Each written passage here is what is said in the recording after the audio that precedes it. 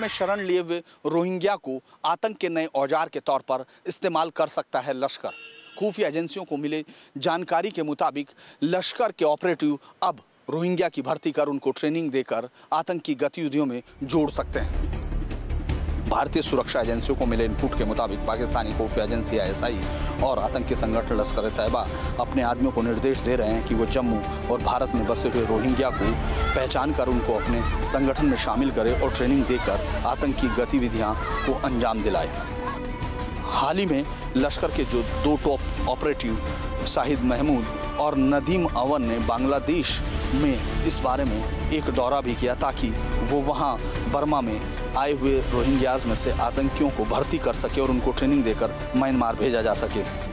देश में जहां रोहिंग्या शरणार्थियों को लेकर सबकी निगाहें सुप्रीम कोर्ट पर टिकी हैं, वहीं जांच एजेंसियां इस कोशिश में लगी हैं कि किसी भी तरह ISI और लश्कर अपने इस प्लान में सफल ना हो सके जिसमें वो रोहिंग्या का इस्तेमाल आतंकियों के तौर पर करना चाहता है। वीडियो जर्नलिस्ट नवीन के साथ Dhirendra Pundir, news nation, Delhi. Rohingya मुसलमानों के मसले पर म्यांमार ने किया भारत के रुख का समर्थन। कहा, आतंकवादी गतिविधियों में संलिप्त हैं रोहिंग्या मुसलमान। म्यांमार की स्टेट काउंसलर आंग सान सू की ने रोहिंग्या मुसलमानों को लेकर एक बड़ा बयान दिया है। आंग सान सू की ने कहा कि जो रोहिंग्या लौटना चाहते हैं उनके लिए म्यांमार रिफ्यूजी वेरिफिकेशन प्रोसेस के लिए तैयार है। म्यांमार की स्टेट काउंसलर ने रोहिंग्या लोगों पर आतंकी वारदातों में शामिल होने का आरोप लगाया।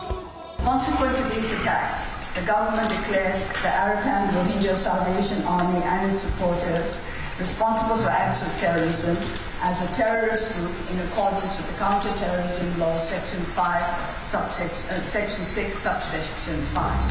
सुप्रीम कोर्ट में दाखिल किए गए अपने हलफनामे में भारत सरकार ने भी ये माना है कि रोहिंग्या मुसलमान देश की सुरक्षा के लिए खतरा हैं। वीडियो जर्नलिस्ट जयराम के साथ रविकांत राय, न्यूज़ नेशन, दिल्ली। रोहिंग्या मुसलमानों के मसले पर म्यांमार ने किया भारत के रुख का समर्थन। कहा, आतंकवादी गतिविधियों में संलिप्त हैं रोहिंग्या मुसलमान। म्यांमार की स्टेट काउंसलर आंग सान सू की ने रोहिंग्या मुसलमानों को लेकर एक बड़ा बयान दिया है। आंग सान सू की ने कहा कि जो रोहिंग्या लौटना चाहते हैं उनके लिए म्यांमार रिफ्यूजी वेरिफिकेशन प्रोसेस के लिए तैयार है। गिरते विकास दर पर मोदी सरकार का मंथन। अब से कुछ ही पलों बाद वित्त मंत्री अरुण जेटली वित्त मंत्रालय में करेंगे अहम बैठक। अर्थव्यवस्था पर बैठक पहले प्रधानमंत्री नरेंद्र मोदी की अध्यक्षता में होने वाली थी, लेकिन पीएम मोदी के साथ बैठक टल गई।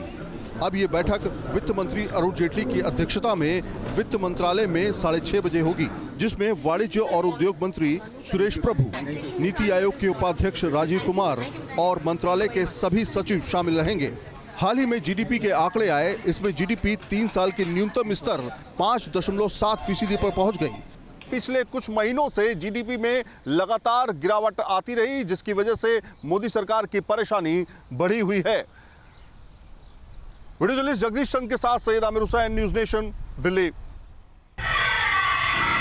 गुड़गांव के प्रद्युमन मदर केस में नया मोड़। सूत्रों के हवाले से खबर, सीबीआई को नहीं मिली जांच के लिए कोई भी चिट्ठी। हरियाणा सीएम मनोहर लाल खट्टर ने इस महीने की 15 तारीख को प्रद्युमन के माता पिता से मिलकर उन्हें भरोसा दिलाया कि सरकार इस पूरे मामले की जांच के लिए सीबीआई को चिट्ठी लिखेगी, लेकिन सीबीआई को कोई खत नहीं मिला। ये जानकर प्रद्युमन के माता पिता को काफी ज्यादा नाराजगी हुई। आपको बता दें कि रियान इंटरनेशनल स्कूल के मालिक की इंतरिम बेल पिटिशन पर सुनवाई से जज ने इनकार कर दिया। उनका कहना था कि वे पिटिशनर्स को निजी तौर पर जानते हैं, इसलिए वे केस में सुनवाई नहीं कर सकते। गौरतलब है कि अब इस केस को पंजाब और हरियाणा हाईकोर्ट के चीफ जस्टिस के पास ट्रांसफर किया जाएगा। प्रद्युमन के पिता वरुण ठाकुर की माने तो बेटे को इंसाफ दिलाए बिना नहीं होंगे शांत। गुड़गांव से वीडियो संदीप के साथ हर्षद अनवानी, न्यूज़ नेशन। पंचकुला हिंसा की आरोपी हनीप्रीत को नेपाल में देखे जाने का दावा किया जा रहा है। सूत्र बता रहे हैं कि नेपाल के मोंगलिंग में हनीप्रीत भेष बदल कर रह रही है। शनिवार को हरियाणा पुलिस ने बिहार पुलिस को अलर्ट किया था कि हनीप्रीत नेपाल भाग सकती है। उसके बाद से ही लगातार एसएसबी की टीम नेपाल की सीमा पर चौकसी कर रही है। ऐसे में अब ये खबर आ रही है कि हनीप्रीत को नेपाल में देखा गया। हनीप्रीत नेपाल पहुंच गई है। इंटेलिजेंस सोर्सेज बता रहे हैं नेपाल के मोंगलिंग इलाके में हनीप्रीत को भेष बदलकर घूमते देखा गया है। अलग अलग सूत्र अलग अलग दावा कर रहे हैं। कुछ लोग नेपाल के दूसरे हिस्सों के बारे में भी जानकारी दे रहे हैं कि हनीप्रीत को 2-3 दिन पहले उन इलाकों में भी देखा गया है। इस खबर के आने के बाद से अब नेपाल में भी लगातार हनीप्रीत की तलाश तेज कर दी गई है। नेपाल से लगने वाले उत्तर प्रदेश और बिहार की सीमा पर पहले ही चौकसी काफ़ी ज़्यादा बढ़ा दी गई है। हनीप्रीत की तलाश के लिए अब नेपाल की भी इंटेलिजेंस एजेंसी को आगाह किया गया है। विजय स्वतंत्र के साथ Rajnish Sinha, News Nation, Patna. Delhi police commissioner ने गृह मंत्री राजनाथ सिंह से की मुलाकात, गिरफ्तार अलकायदा आतंकी और उसके मिशन के बारे में दी जानकारी। दिल्ली पुलिस की स्पेशल सेल ने सोमवार को अलकायदा के एक आतंकी समीउर रहमान को गिरफ्तार किया था। पूछताछ में उसने बताया था कि उसका मिशन रोहिंग्या मुसलमानों को आतंक के लिए तैयार करना है और इसके अलावा वो नॉर्थ ईस्ट के राज्यों में अलकायदा के लिए बेस भी तैयार कर रहा था। इस खुलासे के बाद गृह मंत्रालय ने दिल्ली पुलिस कमिश्नर से समीउर रहमान और उसके मिशन से जुड़ी तमाम जानकारी मांगी थी। समीउर रहमान ने पूछताछ में बताया कि वो दिल्ली, झारखंड, बिहार और दूसरे राज्यों से कुल मिलाकर 12 लोगों को अब तक आतंक के लिए प्रेरित कर चुका है। फिलहाल पुलिस अब उन लोगों के बारे में जानकारी जुटा रही है जिनके दिमाग में समीउर रहमान ने आतंक का बीज बोया था। वीडियो जर्नलिस्ट नवीन चौहान के साथ रिजवान आरिफ, न्यूज़ नेशन, दिल्ली। विदेश मंत्री सुषमा स्वराज ने उत्तर कोरिया के परमाणु कार्यक्रम की निंदा करते हुए पाकिस्तान पर निशाना साधा है।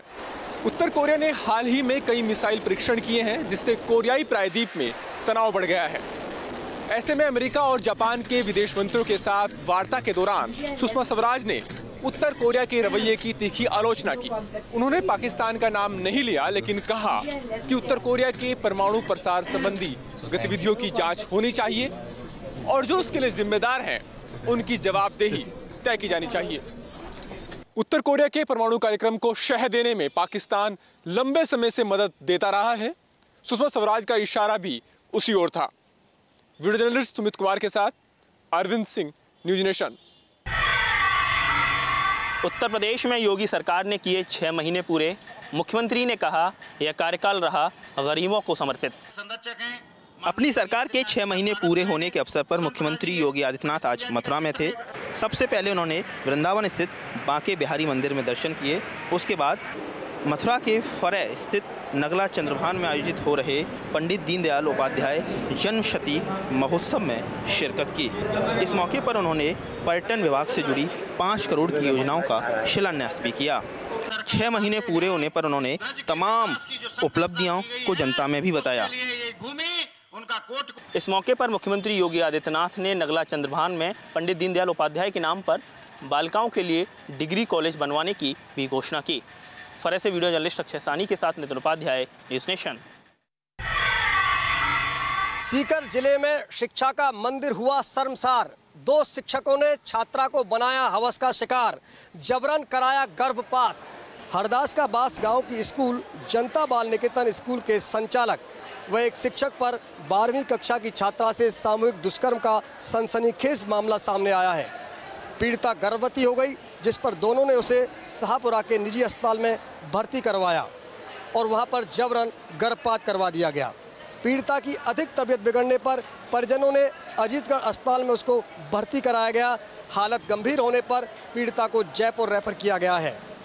वहीं दोनों आरोपियों को फिलहाल पुलिस ने गिरफ्तार कर लिया है। छात्रा के साथ दुष्कर्म मामले को लेकर सरकार गंभीर। महिला आयोग और बाल आयोग ने भी लिया प्रसंज्ञान। स्कूल की मान्यता पर भी मंडरा रहा है खतरा। वीडियो जर्नलिस्ट महेश शर्मा के साथ लाल सिंह फौजदार, न्यूज नेशन, जयपुर।